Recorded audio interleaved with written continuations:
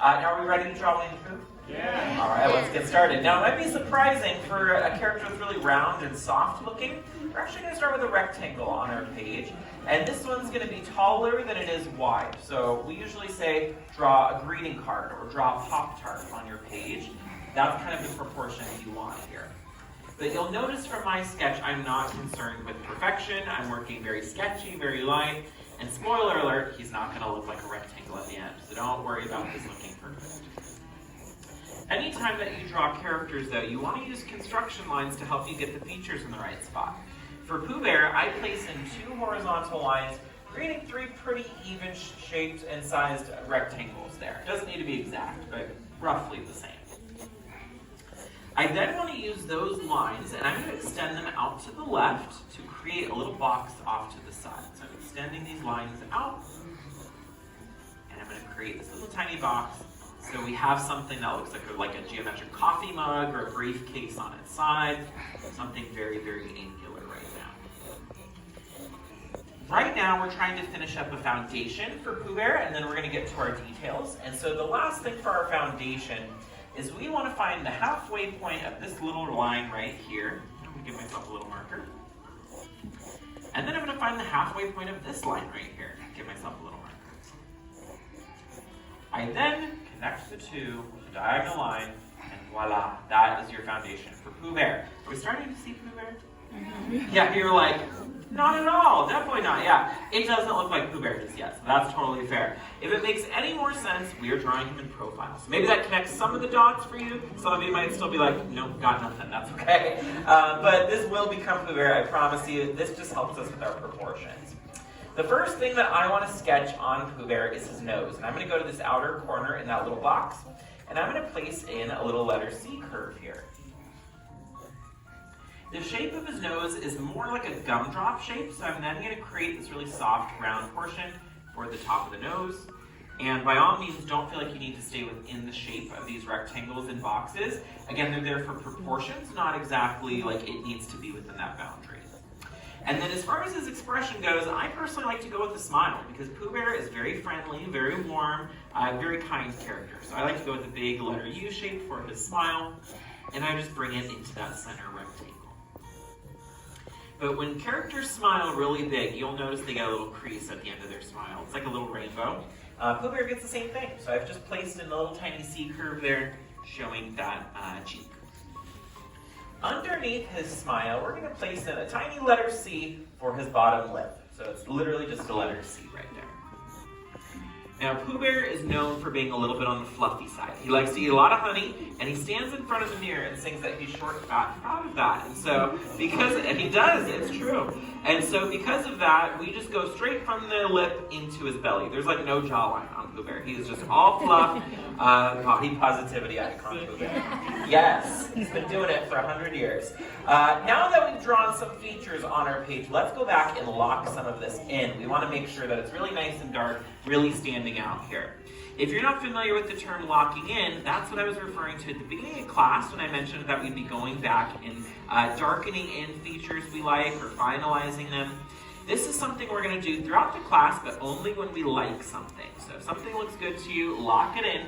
If something doesn't look so good to you or you made a mistake, just leave those things light and they'll fade into the background as you go. I would say at this point, the nose down is all good to be locked in. Now, I mentioned a few times that Pooh Bear is 100 years old. He, Piglet, and Eeyore are officially older than Minnie and Mickey, because these characters, those 3 specifically, started off in children's books 100 years ago as of last year. And Minnie and Mickey are 94 years old. And a few of the other characters from the 100 Acre Woods, like Tigger, they're a few years younger. They were introduced a few years later. But something really interesting happened to Pooh Bear, Piglet, and Eeyore last year with them turning 100 years old. Does anybody know what happens to a character when they're 100 years old? Yeah, public domain. So that means that when a character is 100, they can now be used in anybody's work, not just the owner of the character. So in the coming years, you might see Piglet, Pooh Bear, and Eeyore start to pop up in like these really random movies or shows, different little things that aren't necessarily owned by Disney or like the estate of A.A. Milne, the author of these books.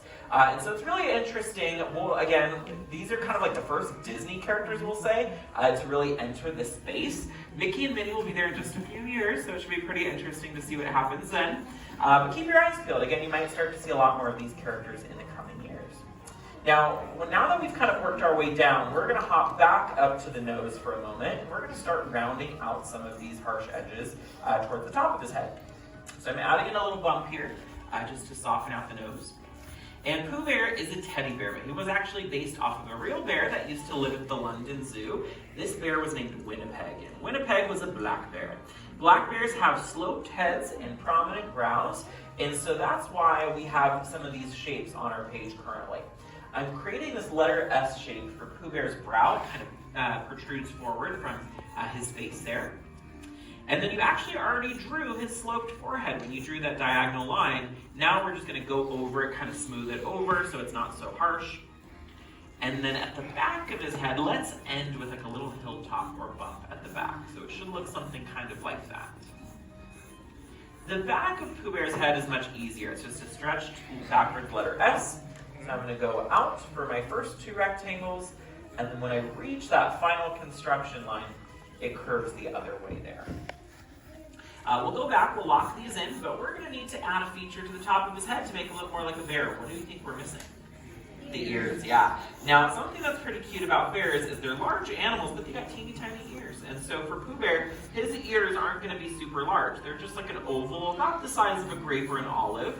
And you want to place them on the highest point on his head. So look at your sketch specifically, figure out what that highest point is, and that's where you want to place his ear. And we'll go back and we'll lock in that ear. Now, from this perspective, we're probably not going to see the entirety of the second ear, but we do want to show that Pooh Bear has more than one. So what I'm going to suggest is maybe in front of this ear, place in like a half of an ear, like a little rainbow there, just to kind of show that he's got one more, but we're just not seeing it fully. Once you've drawn in this ear, I'm also going to suggest you lightly shade it in. A lot of times when artists want to create depth within a sketch, the two easiest ways to do that are by overlap and tone. So we've already created the overlap with the ears. Now if you shade it in, our eyes are going to shift back into the drawing for us. It's like a little magic trick. We're about halfway done with Pooh Bear. How are we doing so far? Okay, I got a yeah. Okay, that was not the answer I was expecting. All right. Are we, what was that, amazing? Okay, I got a thumbs up. Okay, so we are doing well. Are we having fun? Yeah. Okay, good. We're all on the same page there. You're looking at your sketch and you're like, this was a mistake. That's okay. I'm sure a lot of you are like, not so sure about your drawings. That's okay. We're only halfway done. Just hang in there. Have fun. We're still missing some of his important features, including his eyes. Now, since he's a teddy bear, what do you think his eyes might be made out of? Buttons, yeah. In fact, there's actually a few other stuffed animals who live in the 100-acre woods. Can you name the other stuffed animals? Eeyore, Piglet, Tigger. Two more, not rabbit, Kanga, and Roo. There we go, we got there. Okay, so Pooh Bear, Piglet, Tigger, Eeyore, Kanga, and Roo. And then there's three real animals that live in the woods. Which three are those? Owl, rabbit, and then lives in the ground. Gopher, yeah. One of the easiest ways to tell these characters apart is by their eyes, because other than Eeyore, all the real animals have real eyes, and all the stuffed animals have little black buttons for eyes, so it's a really quick way to kind of decipher who's who. Now, because he's fluffy, when he smiles really big, his pudgy cheek pushes into his eye, so I've placed in a little tiny curved line there for his cheek. But let's add in his eyebrow, because we definitely need that for expression here. Now, Walt Disney, something he loved doing when he was making a lot of these animated films was he loved finding talented voice actors, and then he would hire them for like all of his movies. He just loved working with the same people again and again. And the voice of Pooh Bear, the original voice of Pooh Bear, was one of those actors that Walt Disney loved working with. His name was Sterling Holloway, and if you're not familiar with Sterling Holloway, you have definitely heard one of his other voices, because he is also the voice of Cog the Snake in The Jungle Book. He is the voice of the Cheshire Cat, Roquefort the Mouse from Aristocats, the Stork from Dumbo. The list just goes on and on. He's voiced so many Disney characters. Pooh Bear and maybe Cheshire Cat, I would say, are his most famous. But he is just like really, really talented voice actor. Again, brought to life so many characters. I'm now adding in that red shirt Pooh Bear wears. Very, very distinct. I'm starting with the curved line across his neck. And then for depth, I'll add in a little tiny curved line in the front, and then something that kind of looks like a question mark in the back. Now, something interesting about this shirt is that kind of like where it came about was really interesting. He did not have it in those original children's books that started out 100 years ago, but he had it long before he was adapted into animation in the 60s and 70s. It was actually the toy stores that came up with the red shirt because they wanted a way for Pooh Bear teddy bears to stand out from generic teddy bears. And so they came up with the idea of the red shirt being kind of like Pooh Bear's trademark. And it became so popular and so associated with the character that it kind of remained ever since. And when Disney adapted Pooh Bear into animation, they of course kept the red shirt because, again, it was his trademark at that point.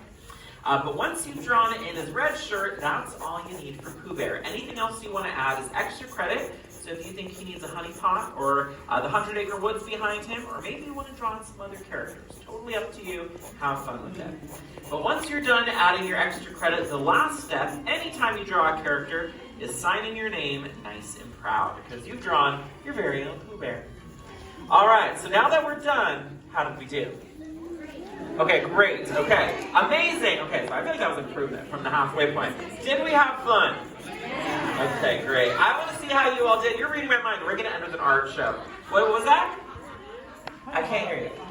A honey pot. I love your creativity. Okay, but you're on the right track. We're going to have an art show with everyone. On the count of 3, I want you to flip your boards, and I want to see some cuddly teddy bears. Ready? 1, 2, 3. Let's see Pooh Bear. These are so cute. You guys know the round, soft features. A lot of them have been eating a lot of honey because they're looking very fluffy, very cute, great smiles on these. They're so sweet and adorable.